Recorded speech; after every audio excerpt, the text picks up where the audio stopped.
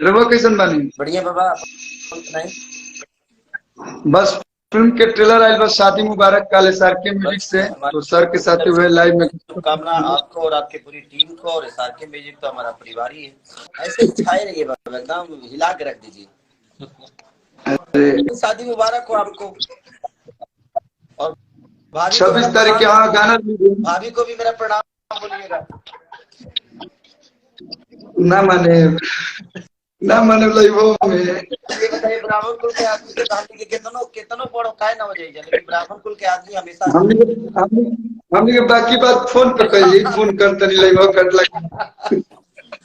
नहीं, ब्राह्मण कुल के हर भैया को हमेशा मैं प्रणामी किया हूँ, आपको नहीं किया हूँ, बताइए।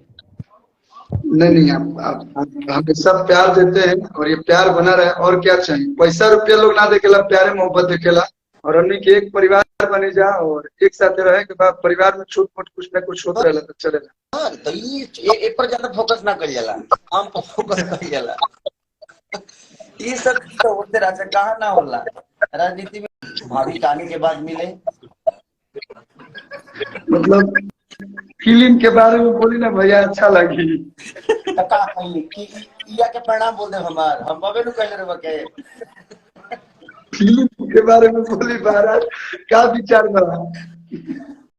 जैसे कि इस वीडियो क्लिप में देखे आप, खेसारी लाल और कल्लू आपस में बात करते रहते हैं। जब भोजपुरी के दो स्टार आपस में बात करते हुए ये क्लिप सोशल मीडिया में आया तो लोग बहुत ही प्रसन्न हुए और लोगों का मानना है भोजपुरी इंडस्ट्री बिखरने से फिर से धीरे धीरे जुड़ रहा है। इसमें आपका क्या राय है? कमेंट बॉक्स पे हमें ज़रूर बताएं। अगर भोजपुरी इंडस्ट्री का ऐसा ही चाल चलन अच्छा रहा, बॉलीवुड रहे या हॉलीवुड रहे, कोई भी नहीं दबा सकता है। ऐसे ट्रेंडिंग में आगे भी चलता रहेगा।